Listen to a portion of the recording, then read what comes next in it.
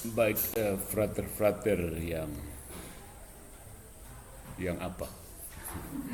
yang, yang siap mendengarkan cuci otak tentang filsafat Cina. Ya. Kita kali ini melihat tokoh Konfusianisme, salah satu penafsir lainnya yang bernama Sun Tzu. Sun Tzu. Ya. Sun Tzu. Dia disebut sebagai sayap realistik Konfusianisme. Sayap realistik. Ya. Realistik artinya ya dia realistis saja. So that's it. Begitu. Sayap realistik. Ya. Spidolnya nggak ada ya. Nanti kalau berupa penegasan nanti saya kesulitan, tapi tidak apa-apa lah kalau tidak ada. Sudah kamu dengarkan dan perhatikan. Bukan sekedar mendengar tapi memperhatikan. Banyak sekali yang terlambat ini.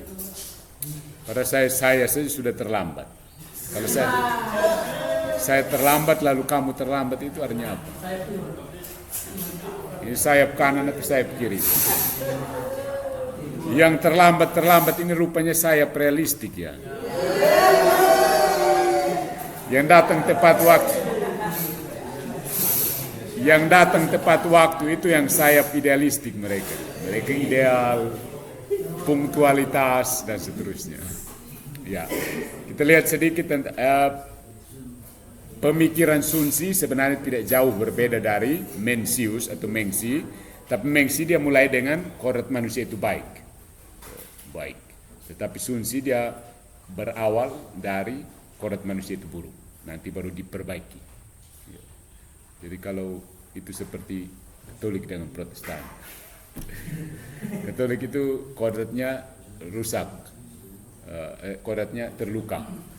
Kalau Protestan itu kodrat manusia itu hancur parah, berkeping-keping. Oke. Sun Tzu atau namanya Sun Wu. Dia hidup sekitar 400 sampai 320 sebelum Masehi. Ingat SM sebelum Masehi, sebelum Kristus dilahirkan, sebelum ada Injil. Dia ada penulis Sun Tzu Bing Fa, Seni Perang Sun Tzu. Sun Tzu Bing Fa, seni perang.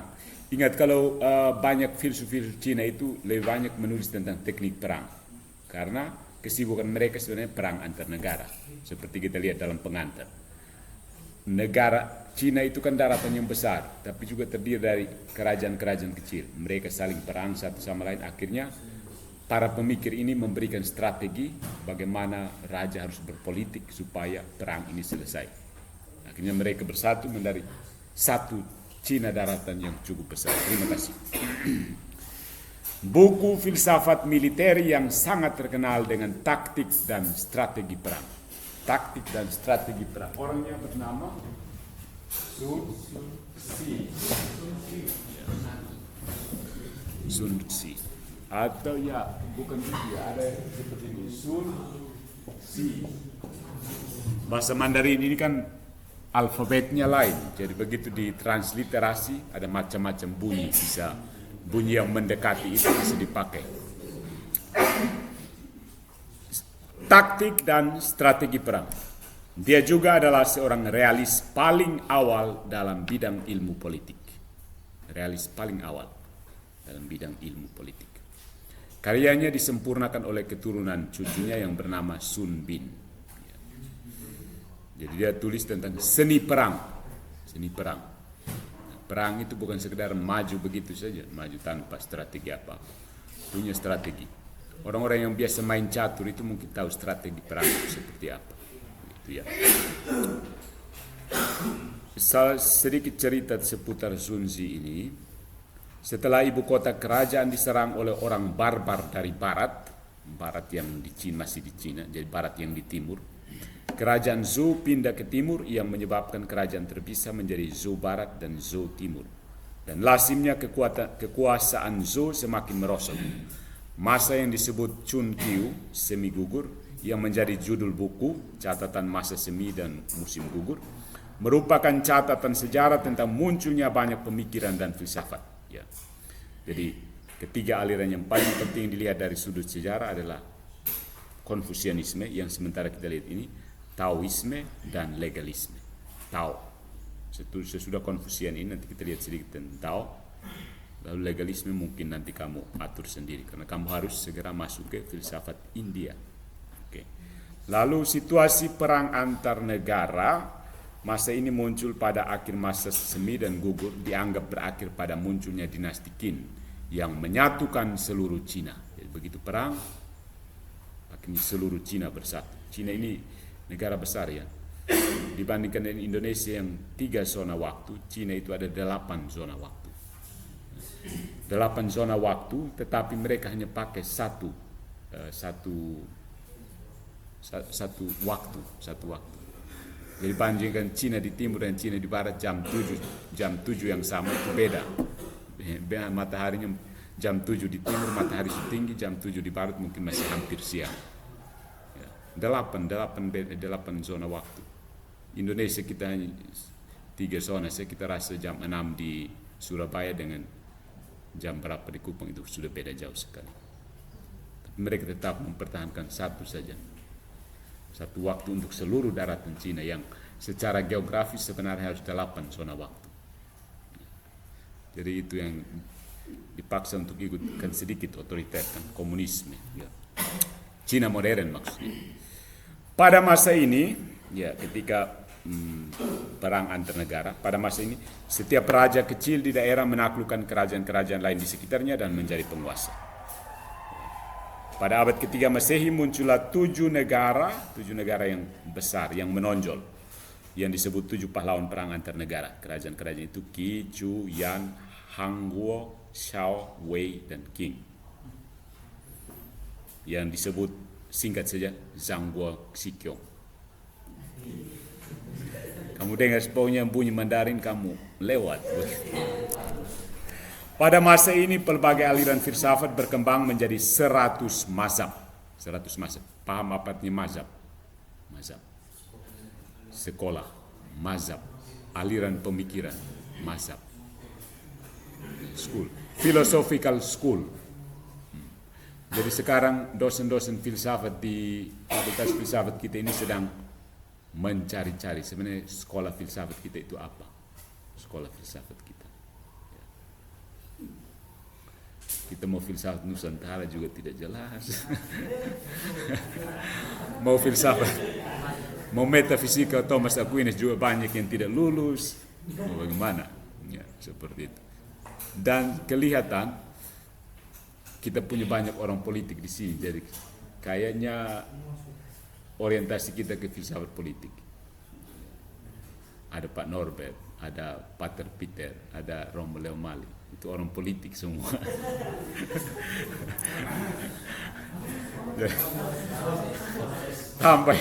tambah yang di sini. Politik dalam arti netral, jangan bilang saya merendahkan. Orang-orang yang cocok dengan strategi perang itu mereka, begitu. Sama seperti Sun Tzu ini, atur strategi perang. Mereka atur strategi perang. Kalau misalnya Monsinyur, lalu mungkin saya, siapa lagi, Romo Okto, ya itu kami bagian refleksi. Jadi berbagai macam aliran. Tapi itu penting untuk frater-frater ya. Penting untuk frater-frater supaya dapat gambaran menyeluruh tentang pemikir, ya contoh pemikir, teladan pemikir dan aliran pemikiran. Ya. Sehingga kamu bisa, ya dari situ banyaknya orang kita punya frater-frater yang di Santo Mikael lebih apa lagi? Maksudnya lebih ada banyak preferensinya, ada berbagai pembina dengan model kepribadiannya, kamu bisa belajar banyak. Di bangku kuliah ada banyak aliran filsafat, aliran tanda petik karena tidak aliran juga. Aliran filsafat, model berfilsafat, kamu bisa memperkaya diri sendiri. Untuk bagian politik, kamu tahu harus ke siapa. Untuk bagian metafisik, kamu tahu harus ke siapa. Begitu. Bagian logika kemana, bagian Nusantara. Ya seperti itu. Jadi pahami latar belakang pemikiran dosen-dosen kalian. Begitu ya, ada berbagai macam mazhab filosofi, termasuk Konfusianisme, Taoisme, Legalisme, dan Mohisme. Paling kurang kamu tangkap ini. Taoisme, Tao. Konfusianisme, Konfusius, Konfutse. Legalisme itu bentuk hukum legal ya. Saya kenapa tidak pakai nama Cina ya untuk legalisme, tapi ini pakai nama Barat dan Mohisme. Perdagangan juga menjadi penting dan beberapa pedagang menjadi berkuasa secara politis. Taktik militer juga berubah, mengkombinasikan penggunaan infanteri. Infanteri itu apa? Pasukan apa? Infanteri. Infanteri.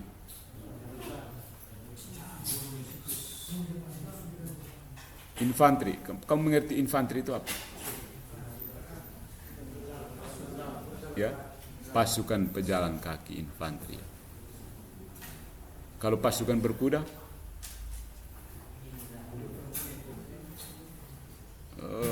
chivalry. Tidak tahu dalam bahasa Indonesia tidak ada. Oke. Itu mengkombinasikan infanteri, tentara berkuda, dan kereta kuda. Senjata perang dibuat menjadi lebih ampuh. Meskipun masa perang, para bangsawan tetap merupakan kaum terpelajar dan bukannya menjadi kelompok tentara. Ya.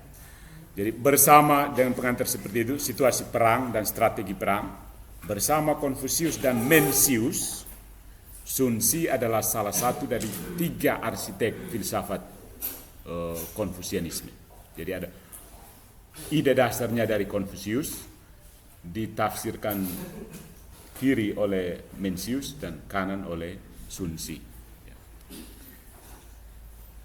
Sun Tzu ini menawarkan pembelaan atau apologi yang lengkap dan menarik terhadap Konfusianisme daripada Mencius. Kita lihat Mencius, Sun Tzu hidup pada akhir masa perang antar negara yang secara umum dianggap sebagai masa pembentukan filsafat Cina.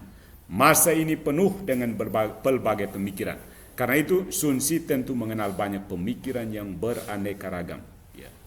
Sebagai reaksi terhadap para filsuf lainnya di masa itu, dia menyusun ajaran Konfusianisme secara sistematik. Mencakup etika, metafisika, teori politik, filsafat bahasa bahkan, dan pendidikan filsafat yang lebih mendalam. Ini sepertinya idealnya seorang filsuf ya. Mulai dengan metafisika, etika, teori politik, filsafat bahasa. Ritual atau upacara sangat penting untuk memperbarui kodrat asli manusia. Jadi dari situ kodrat aslinya ada, tapi ada ritual untuk mengembangkan kodrat asli manusia. Kodrat manusia ini kekurangan pedoman moral di dalam dirinya dan membiarkan dirinya jatuh pada pertikaian dan kekacauan. Ingat latar belakangnya itu perperangan itu ya, peperangan. Itulah sebabnya Sun Tzu menyatakan bahwa kodrat manusia adalah buruk. Kodrat kita ini buruk menurut Sun Tzu. Ingat Mencius mengatakan kodrat manusia baik. Sun Tzu mengatakan tidak, buruk. Karena situasi perang yang dilihat, manusia itu kekurangan pedoman moral. Jadi manusia itu sebenarnya buruk.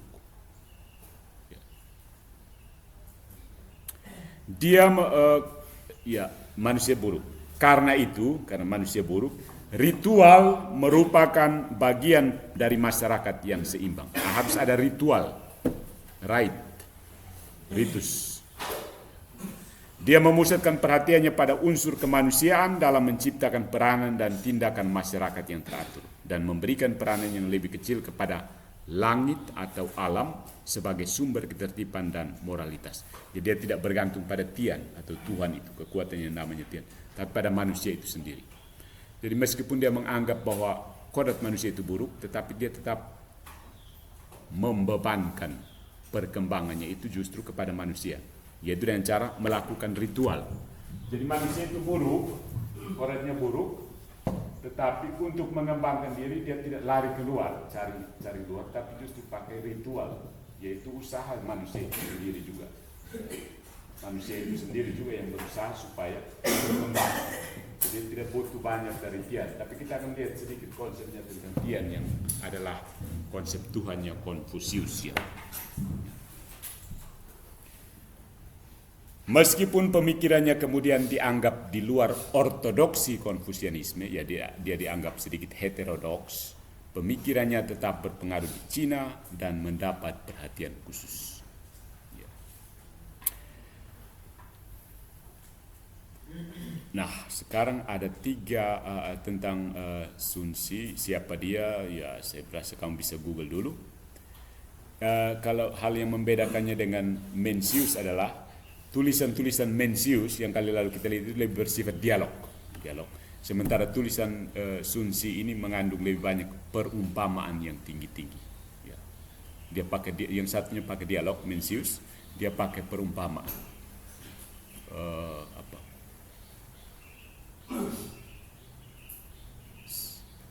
Perumpamaan itu apa ya? Ya, kata sinonim dari perumpamaan itu apa? Apa? Analogi, tapi analogi terlalu teknis filsafat. Kau terlalu filosofis kau. Apa? Bahasa sehari-hari, perumpamaan apa lagi? Perbandingan, ibarat ya, majas. Ada yang mengerti kata majas? Majas. Tahu kata majas? Tahu ya, itu bahasa Indonesia ada majas hiperbola, majas sinonim, litotes, pars pro toto, personifikasi, totem pro parte. Kalau tidak tahu itu nanti belajar ulang. Ya. Pulang ke kelas 3 bahasa. Oke, ada 5 pokok pemikiran dari si Sun Tzu ini. 5 pokok pemikiran. Yang pertama tentu saja konsep metafisikanya, filsafat pertamanya. Tian sebagai jalan langit, mirip dengan Mencius, tapi ini kan konsep umum Konfusius ya. Jadi pertama adalah Tian jalan langit. Tian. Ingat, Tian ini seperti Tuhan tapi tidak seperti Tuhannya orang Barat. Lalu ada jalan Raja Bijak. Raja Bijak. Kita akan melihat apa itu Raja Bijak. Lalu Fa atau guru dan manusia unggul. Ya, manusia unggul. Manusia unggul. Ada Raja Bijak tapi ada juga manusia unggul. Kelihatannya ada subtil. Kemudian kodrat, pendidikan dan etika ideal. Ya, pendidikan. Dan yang kelima itu epistemologi dan filsafat bahasa. Epistemologi. Tian, jalan Raja ala bijak. Fa, model, guru dan manusia unggul. Kodrat, pendidikan, etika. Kita lihat yang pertama ya, Tian atau jalan langit itu.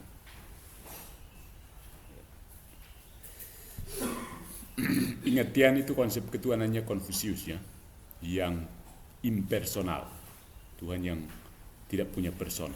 Bagi Sun Tzu, Dao adalah ajaran dari manusia bijak, maka Dao merupakan ciptaan manusia.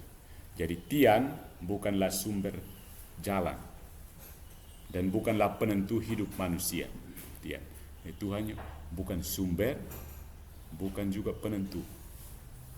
Tao inilah yang membimbing hidup manusia dan itulah yang ditempuh oleh orang-orang bijak. Jadi Tao itu ajaran dari manusia bijak.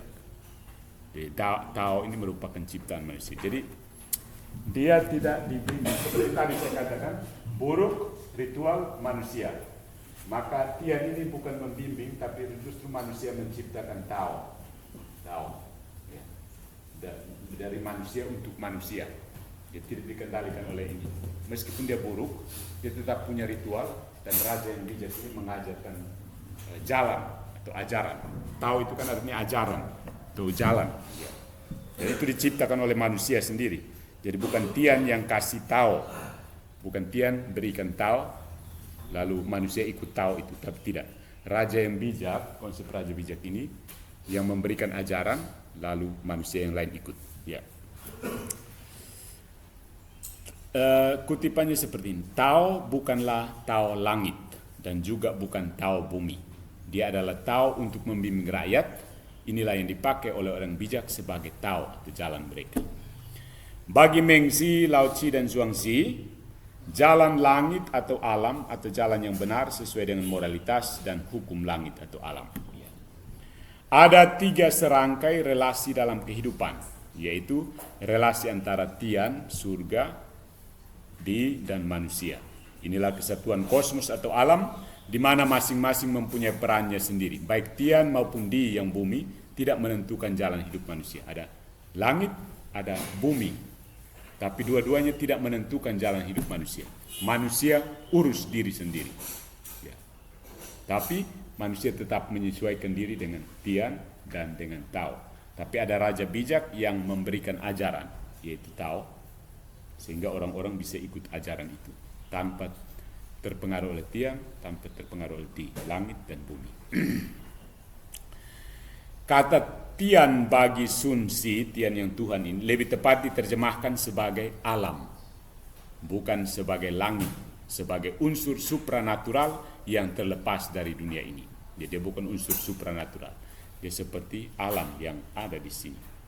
Kata ini sering dipakai untuk mengkontraskannya dengan manusia. Jadi ada manusia, ada alam. Tian dianggapnya sebagai alam, bukan natural, bukan supranatural. Tian ini bagi Sun Si itu natural, bukan supranatural. Pembedaan yang kontras inilah yang dipakai Sun Si dalam pembahasannya tentang tian. Kontras antara supranatural dan jadi 3 serangkai relasi kehidupan, relasi langit, bumi, dan manusia. Inilah kesatuan kosmos atau alam, di mana masing-masing mempunyai perannya sendiri. Baik atau buruk tergantung pada keputusan manusia. Bencana dan berkat tergantung pada manusia bagaimana menyikapinya. Dalam bab pembicaraan tentang langit dalam sebuah bukunya, Sun Si berupaya membantah pandangan tentang langit yang demikian yang bisa mengatur manusia, terutama pandangan Mohis. Langit tidak memberkati raja yang baik dengan damai dan kemakmuran, juga tidak menghukum tiran, penguasa yang otoriter, dengan menurunkannya dari takhta. Baik atau buruk tergantung pada keputusan manusia. Mendapatkan cukup panen bagi rakyat dan memenuhi kebutuhan hidup bukan tanda karunia. Langit itu hanyalah hasil dari kebijakan karunia langit. Ya, semua yang baik-baik yang diterima orang, kecukupan panen, kesejahteraan, semuanya itu hanya hasil dari kebijakan pertanian. Jadi dia fokus ke usaha manusia yang berupa ritual. Ritual ini harus dimengerti dalam pengertian yang paling umum ya. Manusia itu sebenarnya terbentuk dari ritual juga. Dari bangun pagi sampai tidur malam. Itu semua ritus. Jadi jangan pikir ritus itu harus masuk ke gereja pakai dupa begitu. Dari bangun pagi cuci muka sampai naik ke tempat tidur tarik selimut, itu ritual sebenarnya yang diulang terus-menerus. Itu yang pengertian yang paling mendasar tentang ritual. Ya. Jadi menurut dia dengan ritual manusia bisa mengatur sesuatu, mendapat kebaikan. Sama halnya peristiwa seperti gerhana atau banjir bukan tanda kemarahan, bukan, tetapi terjadi semata-mata karena memang suatu kejadian. Begitu saja. Orang bisa melihatnya sebagai suatu peristiwa yang tidak biasa, namun tidak perlu takut kepadanya atau menganggapnya tidak menyenangkan. Repot menghadapinya, suka atau tidak suka. Langit, ya, lebih baik mempersiapkan diri menghadapi apa yang akan terjadi. Jadi selalu dengan usaha manusia, tidak mengharapkan sesuatu yang di luar. Akan terjadi beberapa bencana alam, dan bila orang sudah siap, maka tidak akan mendatangkan kerusakan. Jadi meskipun manusia buruk, di sini sedikit terjadi, kalau kita lihat sepintas seperti terjadi kontradiksi ya. Manusia itu meskipun buruk, tapi dia bisa mengupayakan sesuatu untuk kebaikannya sendiri. Maka kita akan sampai pada pentingnya pendidikan. Dia tidak tergantung pada langit atau bumi. Manusia urus sendiri. Dia sebenarnya mengajarkan otonomi manusia itu ya. Otonomi. Akibat lanjut dari pandangan ini adalah penolakan terhadap semua kepercayaan terhadap segala agen yang bukan manusia, penyebab yang bukan manusia. Penolak. Jika roh-roh ada, maka sia-sialah berdoa memohonkan bantuan mereka, katanya. Dengan kata lain, tian tidak terlihat dalam hidup dan urusan manusia. Tuhan Tian ini tidak ada campur tangan dengan manusia. Dia memang ada, tapi dia hanya bagian dari alam. Dia tidak ada campur tangan dengan manusia. Dalam pembicaraan tentang langit, Sun Si ini menulis, engkau berdoa untuk hujan dan hujan memang turun. Engkau berdoa untuk hujan dan hujan memang turun. Kenapa? Mengapa? Tanpa alasan tertentu juga terjadi bila engkau tidak berdoa supaya hujan dan langit tetap menurunkan hujan. Bila hujan turun setelah engkau berdoa, sama halnya juga dengan hujan tetap turun jika engkau tidak berdoa memohon turunnya hujan. Begitu. Maksudnya kalau musim hujan begini, kamu dalam perjalanan kamu berdoa supaya jangan hujan, ya sudah saya sampai di tujuan baru hujan. Tapi kalau dia mau hujan, ya dia hujan. Tidak bisa karena kamu doa maka dia tidak hujan. Ada yang sibuk bilang katanya buang celana dalam ke atas. Ada.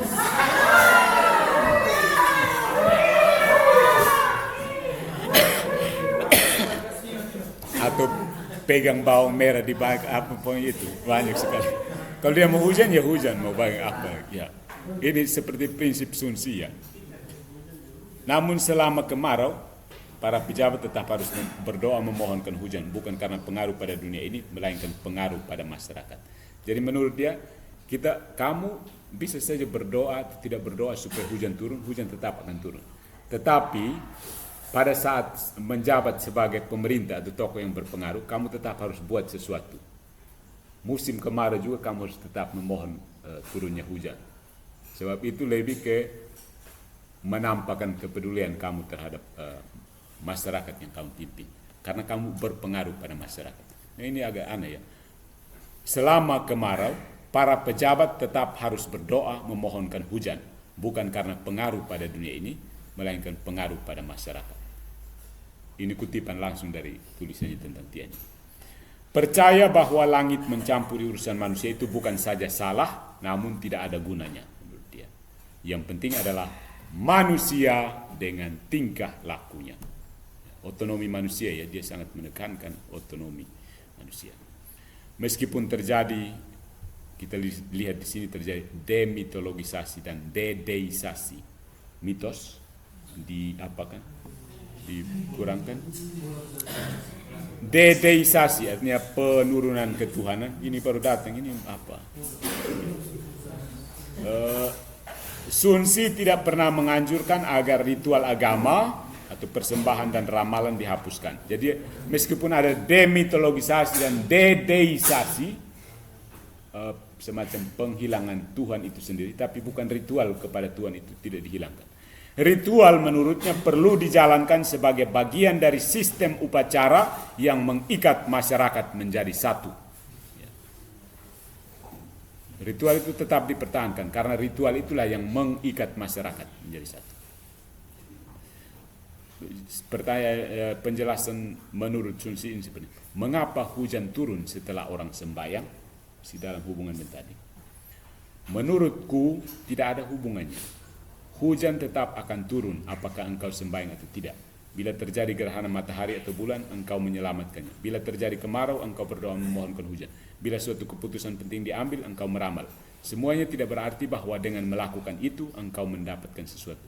Semuanya itu hanyalah hiasan. Karena itu, seorang manusia unggul menganggapnya sebagai hiasan, sementara rakyat biasa berpikir bahwa roh-roh terlibat. Anggapan bahwa itu adalah hiasan merupakan keberuntungan. Menganggapnya sebagai tindakan rohani adalah kesialan. Dia di sini sudah membedakan antara manusia yang unggul dengan manusia yang biasa. Manusia yang unggul sudah tahu bahwa itu tidak ada urusan apa-apa. Manusia yang masih biasa menganggap bahwa itu ada campur tangan dari roh-roh atau dari Tian ini. Baik atau buruk tergantung pada keputusan manusia. Bencana dan berkat tergantung pada manusia bagaimana menyikapinya. Dia tetap sampai sini kita masih menemukan penekanannya pada otonomi manusia, meskipun pada dasarnya dia mengatakan manusia itu buruk. Sun Si ini berupaya membantah pandangan tentang langit yang, terutama pandangan Mohis yang mengatakan langit itu ada hubungan. Ya. Dan pandangannya tentang jadi langit Tian itu sama sekali tidak punya pengaruh dengan manusia. Dia ada, tapi hanya ada sebagai alam, ada begitu saja. Tidak mempengaruhi manusia urus diri sendiri, itu urusan lain. Yang berikut kita lihat ada jalan raja bijak. Jadi bagaimana sudah konsep Tian yang menghadirkan otonomi manusia. Kayaknya konsep ini sepintas mirip dengan Nietzsche ya. Nietzsche itu kan mengidealkan Superman, Übermensch. Übermensch itu kan Tuhan tidak usah urus saya. Ya, ini kelihatan seperti sepintas tercium bau seperti Nietzsche untuk orang modern. Übermensch kan, Übermensch. Manusia unggul. Übermensch itu kan bahasa Indonesia manusia unggul, Superman. Jadi konsep Sun Tzu adalah manusia unggul. Nanti moralitas budak dan HM apa? Penguasa dan apa? Master and slave itu apa? Tuan dan budak ya. Itu seperti raja bijak ini adalah tuannya, manusianya adalah budak. Ya. Moralitas master and slave. Master itu tuan, slave itu budak. Ya. Dan Nietzsche ini mungkin dipengaruhi juga oleh Sun Tzu ya. Nanti kamu bisa teliti untuk skripsi kamu bisa lihat hubungan Sun Tzu dengan Nietzsche, bisa ketemu Sun Tzu dan Nietzsche. Sayap realistik dari Konfusianisme dengan nihilisme dari Friedrich Nietzsche. Oke, yang berikut jalan ala raja bijak. Artinya kalau diterima ke dalam bahasa sehari-hari, cara orang bijak, cara yang baik. Ya. Konsep tentang tatanan sosial politik merupakan jantung filsafat Sun Tzu. Sosial politik itu kan urusan manusia dengan sesama, sosial politik. Diiringi dengan tradisi yang disebut Li Yi, ritual dan kewajiban, dengan menekankan dua aspek pokok. Yang pertama, orang yang menduduki peran dalam hierarki harus bertindak sesuai dengan Tao, sesuai dengan perannya. Hierarki ini kata pinjaman ya dari tradisi Kristen sebenarnya. Ya. Yang kita yang susun ini kan orang Kristen, orang-orang Katolik yang belajar filsafat Cina. Jadi pakai pinjam istilah gereja Katolik untuk pakai hierarki, maksudnya tatanan itu. Ritus tradisional dan bentuk-bentuk perayaan sosial lainnya dapat membantu dalam mentransformasikan kodrat natural manusia agar orang tidak mengikuti dorongannya yang tidak teratur, melainkan sepadan dengan Tao. Ingat, Tao itu artinya ajaran. Ya, ritus-ritus itu membuat manusia supaya sepadan dengan ajaran. Lalu ritus. Baik atau buruk itu tergantung pada keputusan manusia. Bencana dan berkat tergantung pada manusia bagaimana menyikapinya. Jadi ada tentang raja yang bijak ya. Orang yang menduduki peran tinggi dalam masyarakat itu harus bertindak sesuai dengan Tao dan peran. Jadi itu yang mengatur ritus-ritus, mengendalikan ritus-ritus. Jalan raja ala bijak. Jalan ala raja bijak, bukan jalan raja ala bijak. Berikutnya adalah tentang kodrat pendidikan dan etika ideal. Kata kuncinya pendidikan. Bagaimana manusia mengikuti jalan ala raja bijak ini. Kodrat manusia adalah jahat, sekali lagi. Kebaikan diraih melalui latihan-latihan. Training. Jahat yang dimaksud di sini bukan dalam arti moralitas yang jahat. Bukan berarti dia menikmati kejahatan. Maksudnya apa? Kodrat manusia itu jahat, tapi bukan berarti dia mabuk-mabukan. Gitu. Melakukan kejahatan, menikmati kejahatan. Bukan maksudnya seperti atau sengaja melanggar aturan dan merusak. Ya. Jahat dalam arti manusia lahir tidak memiliki kebaikan apa-apa. Nol. Gua kosong. Memiliki kecenderungan, kehendak, kehausan yang tidak teratur. Ya. Dia lahir seperti apa? Tabula rasanya John Locke. Kan? Ya. Tapi dia punya nafsu-nafsu. Homo homini lupus dari Hobbes. Punya kecenderungan, ketidakteraturan, nafsu-nafsu, kehendak, kehausan yang tidak teratur. Tapi dia tidak punya kebaikan apa-apa. Ya. Jadi bukan berarti moralitas arti dia menikmati yang jahat-jahat, bukan seperti itu. Tapi bahwa punya kecenderungan tidak teratur. Manusia lahir tanpa memiliki konsep moralitas apapun, buta. Bila dibiarkan, manusia akan menjadi egois, kacau, jahat, kasar, seenaknya sendiri. Kalau dibiarkan, menurut Sun Tzu. Keinginan-keinginan manusia membuat manusia jatuh dalam konflik karena manusia tidak tahu mana yang terbaik. Bukan karena memang dia senang bertikai. Bukan karena dia senang baku pukul, tetapi karena dia tidak tahu mau apa, atur dia punya nafsu itu seperti apa, makanya dia baku pukul itu. Kadang-kadang orang yang dulu tahun 90-an itu di Kupang itu banyak anak geng-geng di kota Kupang. Kampar Danger, Kampar Texas, gang ini, gang itu. Itu karena apa? Lowongan kerja di Kupang waktu itu belum banyak seperti sekarang. Jadi orang tidak ada kerja, duduk saja. Akhirnya bakalai sana sini. Bakalai antar geng. Waktu kami masih seminari, sekitar tahun 90-an. Itu ya kamu mungkin ada yang belum lahir. Sudah lahir? Belum. Tahun 94 sampai 98. Itu Kupang rawan sekali. Kami yang siswa seminari juga, kita mau turun, dulu kan istilah turun Kupang. Dulu seminari Epo itu masih kampung sekali. Ya. Di sawah-sawah yang sekarang Flow Mall itu hutan sawah. Gitu. Turun sampai di, ya sekitar masuk sampai Oebobo, ya itu baru dapat gedung-gedung. Jadi lewat Oebobo turun ke situ tidak ada apa-apa. Itu masih hutan, gelap. Tahun 2003 baru itu digusur besar-besaran, ada Bang Ente, Logo Mall dan seterusnya.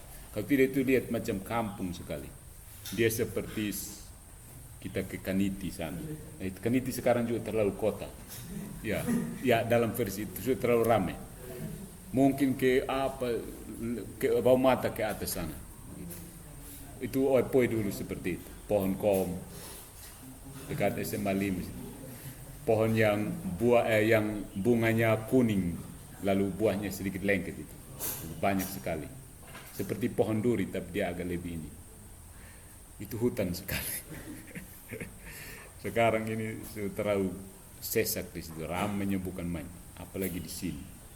Seperti itu ya, maksudnya saya mau menjelaskan tidak punya kerja, tidak tahu harus mengarahkan kemauan kekuatannya kemana, akhirnya disalurkan lewat bertikai saja antar geng waktu itu. Orang-orang remaja. Jadi manusia merindukan hidup yang baik dan teratur, karena itu orang bijak menciptakan ritus. Ya. Karena merindukan kebaikan dan keteraturan, maka diciptakan ritus.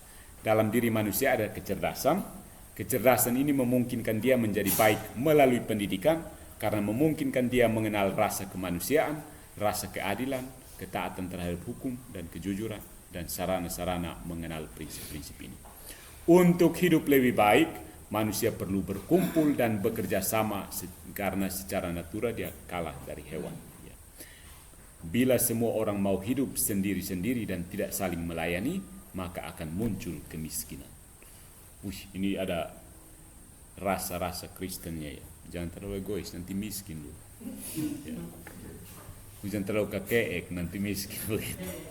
Bila semua orang mau hidup sendiri-sendiri dan tidak saling melayani, maka akan muncul kemiskinan. Moralitas atau etika berasal dari kehampaan dan ketiadaan manusia akan yang baik, sehingga mencari pemenuhannya. Disinilah terbentuk konsensus untuk hidup bersama dan saling bekerja sama untuk kehidupan yang lebih baik. Ingat, manusia ini sebenarnya benih-benih demokrasi sebenarnya muncul dari sini, dari, oleh, dan untuk manusia. Muncul kebutuhan akan organisasi sosial dan manusia memiliki kemampuan untuk bersatu. Ya, karena sosial kan, memang bersatu. Lalu yaitu tentang kodratnya manusia yang filosofinya kan? Ya, filsafatnya. Kodrat tentang kodrat manusia, ontologi manusia. Kemudian etikanya adalah pendidikan itu sendiri. Sudah berkumpul untuk memperoleh kebaikan di dalam sosial kemasyarakatan itu. Tujuannya adalah pendidikan, yaitu membentuk manusia yang mengenal dan bertindak sesuai jalan sebagai kodratnya yang kedua. tujuan pendidikan itu sendiri. Karena kodrat manusia adalah jahat, sekali lagi ditekankan di sini, Sun Tzu ini menekankan pentingnya pendidikan untuk mengenal jalan, tahu atau ajaran itu. Didik baru bisa diajar. Dia membandingkan proses membentuk kodrat manusia seperti membuat pot dari tanah liat. Tanpa tukang tembikar, tanah liat, tanpa tukang tembikar dan tanah liat ini, maka dia tidak bisa menjadi pot dengan sendirinya. Harus ada orang yang membentuk. Demikianlah orang tidak bisa membentuk kodratnya tanpa guru. Jadi autodidak itu tidak ada dalam pikiran si Sun Tzu ini. Harus ada guru. Itu karena prinsipnya tentang raja bijak tadi, konsep tentang raja bijak. Harus ada guru. Guru inilah yang membimbing. Perlu pendidikan transformatif, bukan intelektual. Ya, jadi pendidikannya itu bermaksudnya menjadikannya orang baik, bukan orang yang pintar. Ya, dalam masyarakat kita kan orang cenderung begitu. Kamu pintar belum tentu kamu baik. Tapi apakah sebaliknya? Orang baik pasti pintar? Tidak tahu. Ya, kalau dari filsafat Thomas Aquinas, ya orang kalau inteleknya ini kehendaknya bisa disesuaikan, inteleknya bisa mengendalikan kehendak. Tapi kalau inteleknya tidak mampu, voluntasnya lebih liar lagi, begitu. Bahayanya di situ. Thomas Aquinas itu sebenarnya orangnya sangat mengagung-agungkan inteleknya. Begitu. Tapi bukan sekedar mengagungkan saja, dia punya alasan untuk mengagungkan. Pendidikan moral ini perlu pendidikan transformatif, ya. Ya, ini semacam idealnya juga pendidikan. Bukan cuma intelek, tapi juga diasah moralnya. Program pendidikan Sun Tzu didasarkan pada karya orang bijak. Orang bijak masa lampau tentang upacara, ritual, dan tingkah laku yang pantas untuk mengembangkan prinsip-prinsip moral. Dan Sun Tzu ini adalah orang pertama yang menawarkan kurikulum yang tersusun rapi, yang menjadi blueprint pendidikan tradisional di Cina sampai sekarang. Jadi orang Cina itu dan juga masyarakat sekarang, modern sekarang yang terpapar Konfusian itu, mereka sangat memperhatikan ritus, ya, rite. Misalnya orang Jepang tunduk, rite seperti itu sudah mendarah daging dan sendiri. Mereka menjadi orang yang baik dari situ. Dari ritus-ritus yang dilakukan sudah tanpa sadar begitu. Karena basic sejarahnya dari situ. Cina, Korea, Jepang. Masyarakat modern yang terpapar Konfusianisme, terpengaruh Konfusianisme. Hampir sama. Kita orang Indonesia juga kalau hampir tidak bedakan mana Cina, mana Korea, mana Jepang, ya. Latihan adalah bagian penting dari pendidikan, latihan. Unsur kognitif dan unsur transformatif. Karena tidak semua orang dapat mengenyam pendidikan, ini fakta, maka untuk orang banyak disediakan hukuman yang menjadi sarana mengekang kodrat manusia yang jahat. Jadi, tidak semua orang bisa menikmati pendidikan yang baik, maka ada hukuman bagi orang yang jahat. Jadi, hukuman itu semacam pendidikan yang langsung. Begitu ada yang salah langsung dididik. Itu bentuknya hukuman. Tidak perlu capek-capek ajar dia, tapi begitu dia salah langsung head, begitu. Melalui latihan, orang baru dapat menghayati keindahan dan keagungan ritual. Mengorganisir masyarakat melalui ritual adalah satu-satunya jalan agar masyarakat dapat memuaskan sebagian keinginannya, dan mempelajari ritual adalah cara terbaik mencapai kepuasan pada level personal. Jadi kembali ke poinnya, kodrat manusia itu buruk, ada ritual yang diajarkan. Dari ritual ini pembiasaan, kekuatan manusia itu sendiri bersatu mempelajari ritual supaya sesuai dengan Dao. Di sini ada, untuk menjalankan ritual ini ada peran raja bijak atau orang yang duduk di hierarki perintah atau apa. Dalam keluarga ya bapak kita, orang yang dituakan. Sementara tian ini memang ada tapi tidak pengaruh. Semuanya urusan manusia. Urus sosial politik, urus untuk jadi baik, semuanya itu dari kemanusiaan itu sendiri. Meskipun seperti dikatakan manusia itu memang jahat. Nah, dari pendidikan ini untuk menjadi manusia yang baik, yang ada hubungannya dengan moralitas, Maka konsep berikutnya adalah apa etika ideal dari Sun Tzu. Jadi etika yang ideal atau moralitas yang ideal itu seperti apa? Sun Tzu ini membedakan 3 tingkat kemajuan pendidikan. Kalau pendidikan dan maju itu ada 3 tingkat. Pendidikan ini membentuk orang terpelajar, learn person. Orang yang mengambil langkah pertama ingin mempelajari Dao daripada bijak terdahulu dan menerapkannya sebagai model akan tindakan yang tepat. Itu tingkat pertama, orang terpelajar. Tingkat kedua, orang terhormat, yaitu dia yang sudah mendapatkan sejumlah pendidikan namun masih harus memikirkan mana tindakan yang benar dalam situasi tertentu. Orang terpelajar, ya dia belajar untuk mencari tahu mana yang tindakan yang baik. Orang yang terhormat itu sudah dapatkan sejumlah pendidikan, tapi kadang-kadang dia masih harus pikir panjang, ini mana tindakan yang baik. Nah, tindakan yang paling tinggi adalah orang bijak. Jadi orang terpelajar, terhormat, bijak. Orang bijak adalah orang yang telah menginternalisasikan seluruh prinsip ritual atau etika dan moralitas sehingga tindakannya mengalir secara spontan tanpa perlu dipikirkan lagi dan tidak melampaui batas-batas sewajarnya. Orang yang sudah mengalami pencerahan, ini dalam bahasa filsafat timur lainnya, pencerahan. Orang yang sudah mengalami apa seperti itu, orang bijak, filosofus, orang bijak. Filosofi itu bukan orang bijak ya, dia pencinta kebijaksanaan. Wise man, tapi ini maksudnya wise man, bukan lagi filosof. Kayaknya filsuf atau filosofnya orang seperti Socrates itu masuk dalam kategori orang terhormat ya. Seperti Socrates, Aristoteles, maksudnya orang terhormat, bukan orang bijak. Orang bijak itu sudah nabi, para rohaniwan. Seperti siapa? Yohanes dari salibnya OCD, siapa lagi? Seperti itu. Mistikus gitu.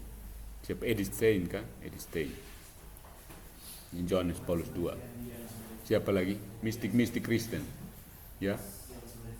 Johannes Maria Vianney itu mistik kan? Hati-hati. Dia baik, saya maksudnya mistik ini dalam pengertian yang filosofis ya. Jangan mistik yang bahasa sehari-hari saja. Mistik yang filosofis. Hubungan langsung dengan Tuhan begitu. Itu Juan de la Cruz dari OCD itu. Itu yang terkenal. Siapa lagi? Yang OCD di sini siapa lagi? Siapa lagi mistik? Sampai kamu sama sekali tidak kenal itu Yohanes dari salib. Oke. Sumber moralitasnya adalah manusia adalah makhluk yang tidak sempurna, manusia adalah makhluk yang lemah. Ingat, sumber moralitasnya justru pada kelemahan manusiawi. Jadi semacam kalau apa kita lihat ada kontradiksi ya. Manusia itu buruk, tapi toh manusia ini bisa berkumpul, bisa menjalankan ritus-ritus, dan dengan membiasakan ritus-ritus itu dia menjadi manusia yang baik. Realistik, dia pakai apa yang ada begitu. Dia tidak mengharapkan tian di sana, tian itu urus dia sendiri. Pakai yang apa yang ada sekarang begitu. Ada orang-orang yang sudah terpelajar, ada yang terhormat, ada orang bijak. Orang bijak ini atur yang terhormat dan terpelajar, kita jalan seperti biasa. Begitu. Realistik sekali kan.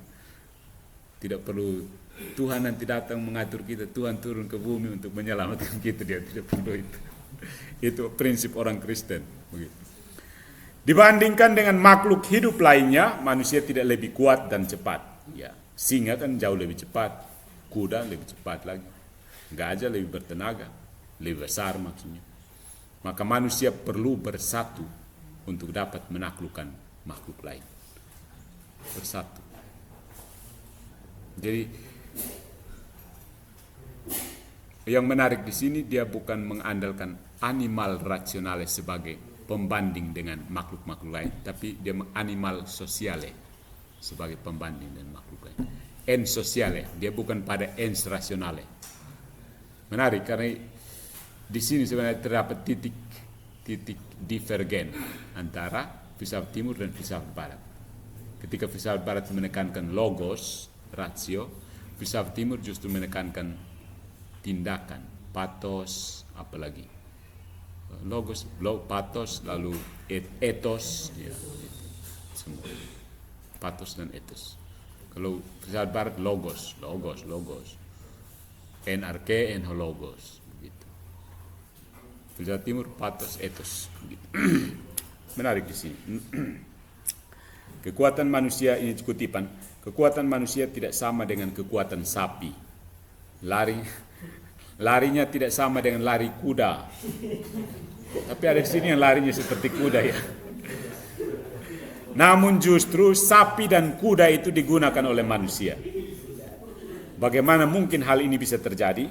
Saya kira hal ini bisa terjadi karena manusia mampu membentuk organisasi sosial, sedangkan yang lain tidak mempunyai kemampuan untuk itu. Kayaknya argumennya memang kurang kuat ya, kalau masa karena kamu mampu membentuk sosial maka kamu bisa kuasai kuda, tidak juga.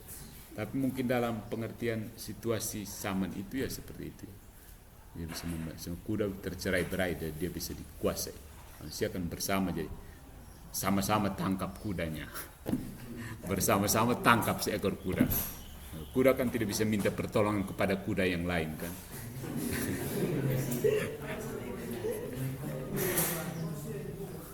Itu tentang perbedaan manusia dan makhluk yang lain. Karena manusia adalah makhluk yang tidak sempurna, dia membutuhkan pelbagai macam organisasi sosial. Tujuannya agar manusia bisa saling bekerja sama dan saling membantu. Residunya masih ada sampai sekarang. Manusia makhluk sosial, buat grup WA di mana-mana. Itu maksud apa? Agar manusia dapat saling bekerja sama dan saling bergosip. Ya. Kutipannya seperti ini. Seorang individu memerlukan dukungan karya-karya dari beratus-ratus pekerja. Seorang yang terampil tidak mungkin terampil dalam lebih dari satu bidang. Dan seorang tidak dapat memangku dua jabatan secara bersamaan. Jika semua orang hidup secara sendiri-sendiri dan tidak saling melayani satu sama lain, ini tadi kita sudah dengar kutipan ini, maka akan timbul kemiskinan. Ya.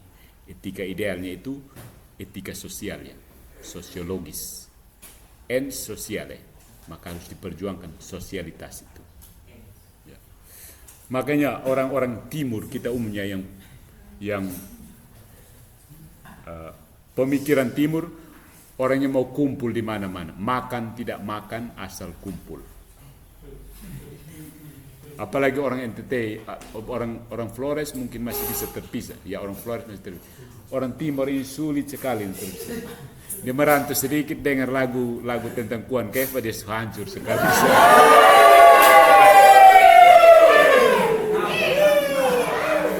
Padahal dia baru pergi 2 hari itu. Gitu. Kalau orang Flores yang sedikit, orang NTT yang banyak membaur, menyusup kemana-mana, itu orang Flores. Gitu. Tapi kalau orang Timur, meskipun dia sampai Kalimantan, pulang pasangannya ke orang Timur juga. Gitu. Ini kritik ya untuk orang Timur. Orang Timur itu sosialitasnya tinggi sekali. Sosialitas tinggi sekali. Dia kalau jalan-jalan di kota, tiba-tiba didengar orang pakai dia bahasa, di telinga tajam sekali. Apalagi itu baru di Kupang, apalagi kalau di Jakarta. Wah, itu mereka rasa macam mereka satu ibu satu bapak kalau bisa. Terlalu kuat ikatan itu sehingga kadang-kadang punya efek negatif. Ya, punya efek negatif. Ini pengalaman saya. Kita di NTT, saya kurang kenal Sumba karena saya juga belum pernah ke Sumba, hanya kenal orang-orang Sumba, sehingga tidak menyelami. Tapi Flores dan Timor itu salah satu titik perbedaan.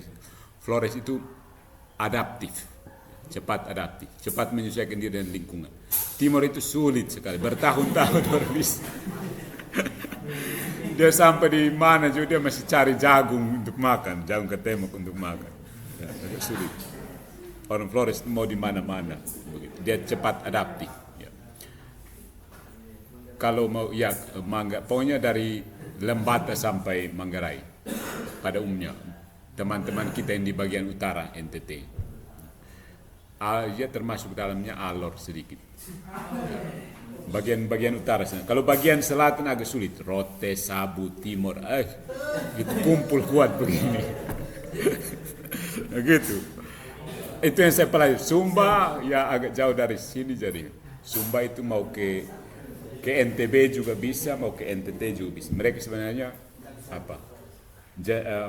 jembatan antara Nusa Tenggara Barat dan Nusa Tenggara Timur. Dulu kan keuskupan Waitebula dibentuk itu wilayahnya itu Sumbawa juga kan. Ya, Sumbawa.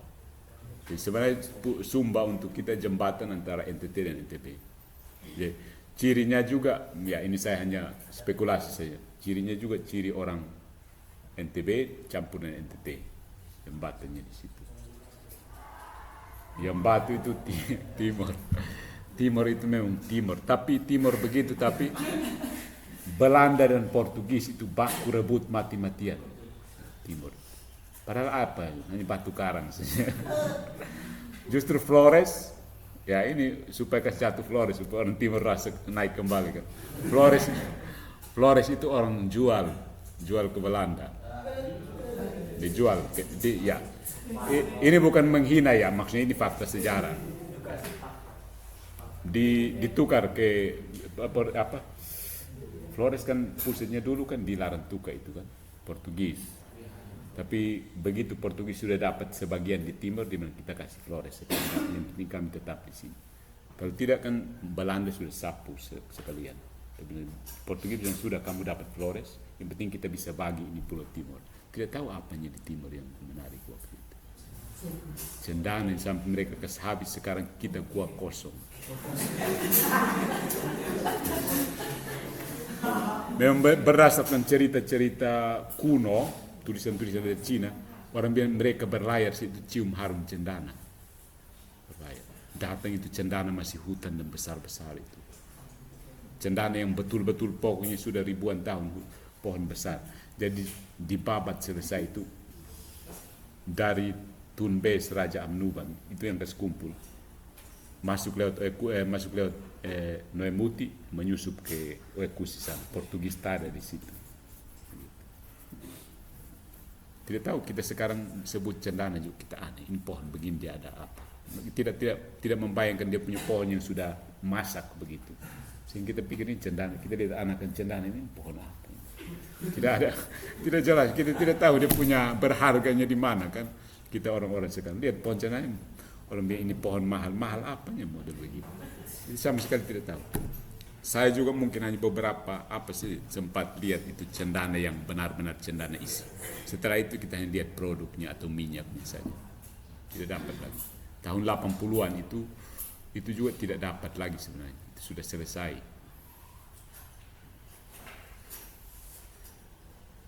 Ya, cendana. Orang sekarang mau menggalakkan kembali di Soa itu banyak menggalakkan kembali penanaman cendana, tapi orang bagaimana tidak bisa pikir jangka panjang. Kalau misalnya kita tanam kelapa atau kemiri, kita masih bisa sempat panen sebelum meninggal. Tapi cendana itu mungkin 7 keturunan dulu baru bisa panen. Jadi orang pikir sia-sia tanam. Tidak.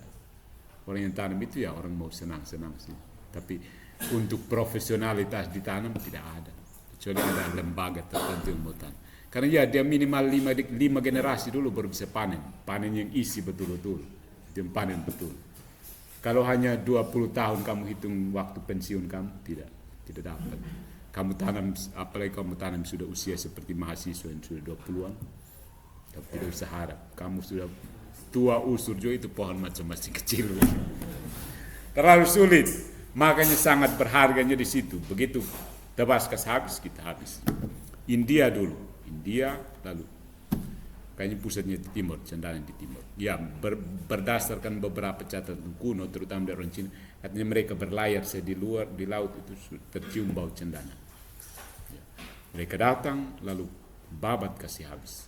Portugis dan Belanda berkelahi terus, padahal timur ini sepotong. Kenapa tidak di Sumatera yang kaya, Borneo yang begitu kaya, atau Jawa yang Jawa lumayan. Portugis itu bahkan rela beri lebih sopan, beri Flores yang begitu subur hanya untuk dapat timur yang gersam, hanya sabana dan lontar. Itu hanya karena cendana di situ dan memudahkan. Cendana dengan lilin yang dari madu itu begitu. Sehingga Portugis dan Belanda bakalai terus. Portugis tidak lepas itu ekusi sepotong itu. Ekusi sepotong, makanya ekusi itu tidak jelas. Mau dawan tidak, mau tetunjuk tidak. Mereka mau Portugis juga tidak. Gitu. Bakalai terus sampai sekarang. Jadi itulah sejarahnya Timor dengan filosofi yang apa tadi saya maksud ini. Penjelasan terlalu melebar tentang ketika bersatu manusia memiliki kekuatan yang lebih besar. Dengan kekuatan yang lebih besar itu mereka menjadi sangat kuat, dan karena sangat kuat mereka dapat menguasai makhluk yang lain. Itu ada VOC dan ada Portugal atau Portugis. Portugal atau Portugis? Orang Portugis, ya, orang Portugis. Orang terhormat sudah mendapatkan, ya tadi orang terhormat. Mereka yang sudah mendapatkan sedikit ajaran, lalu tetapi masih harus berpikir kalau ada satu dua hal. Tapi orang bijak itu dia sudah menginternalisasikan semua. Itu berkat kekuatan dari sosialitas.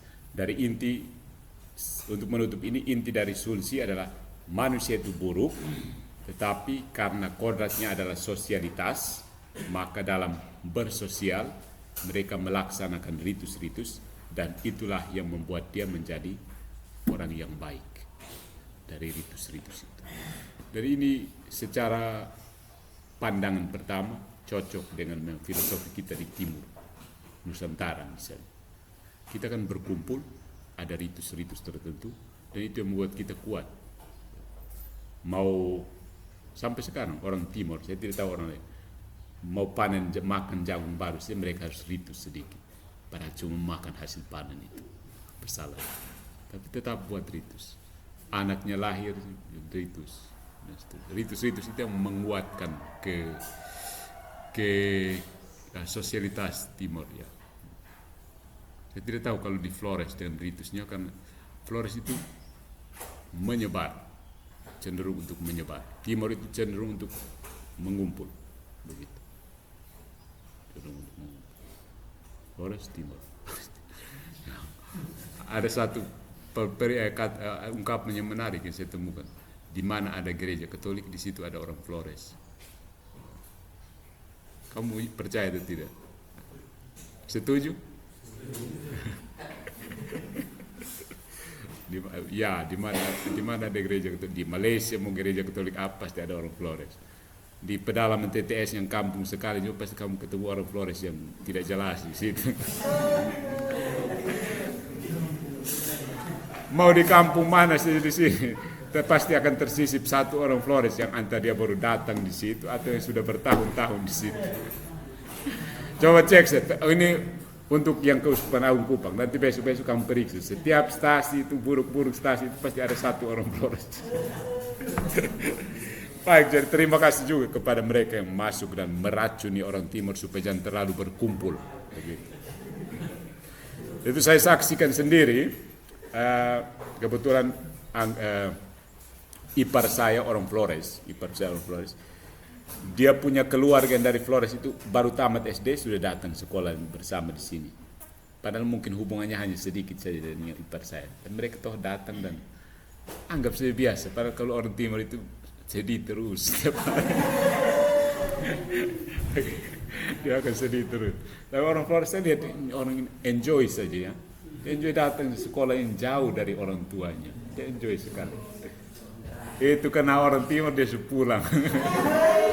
Lari pulang. Begitu. Itu tentang filsafat ya orang Timur. Sosialitas kita memang cukup tinggi. Sosialitas. Tapi bukan berarti orang Flores tidak punya sosialitas. Mereka punya cara lain untuk membentuk sosialitasnya. Itu ada. Itu tugas kamu untuk mempelajari. Tugas kamu untuk meneliti. Kira-kira mereka ini tersebar di mana-mana. Di Kalimantan banyak sekali, di Malaysia banyak sekali. Bahkan orang banyak di Solor Adonara misalnya itu ada dia. Kira-kira bisa jadi pertanyaan muncul untuk kamu teliti, bagaimana cara mereka merayakan sosialitas mereka. Keluarga-keluarga yang terpisah seperti itu. Suku-suku yang terpisah seperti itu. Kira-kira caranya seperti apa? Itu bisa menarik untuk diperiksa. Kalau Timur jelas, lu harus muncul bawa babi. Lu sudah muncul berarti hapus lu dari suku. Baik, terima kasih untuk sunsi kali ini dan kita selesaikan pada pertengahan. Kalau ada waktu, ya saya mau lanjutkan, tapi saya kalau omong terlalu banyak juga tidak kuat. Kalau kamu punya waktu nanti kita bertemu online saja dalam Zoom supaya kamu santai-santai sedikit ya. Nanti saya kirim linknya. Kita bincang-bincangnya lebih santai supaya jangan. Tapi tetap memperhatikan daftar hadir supaya administrasi perkuliahan kita jelas. Dan nanti kalau saya kirim link, mohon disebarkan secepatnya supaya bisa masuk. Begitu. Jadi begitu saya kirim link, siap saja. Nanti kalau saya kirim, kecuali kalau kamu keberatan nanti bilang, oh tidak, kami pada saat yang sama. Tapi kalau tidak, keberatan 1-2 yang mungkin tidak bisa hadir karena halangan 1-2 tidak apa-apa. Tapi kalau keberatan bersama, itu perlu disampaikan kepada saya. Begitu. Ya oke, nanti saya siapkan linknya, kita bertemu untuk 2 pertemuan saya pikir. 2 pertemuan. Jadi mungkin kita kejar dalam 1 kali juga bisa. Karena kamu harus mungkin 1-2 harus belajar sedikit tentang filsafat India bersama Romo Okto. Tapi dia juga mau jalan, jadi saya cek dia. Kalau dia siap, kalau dia tidak siap, kita gas. Baik, terima kasih. Mari kita tutup.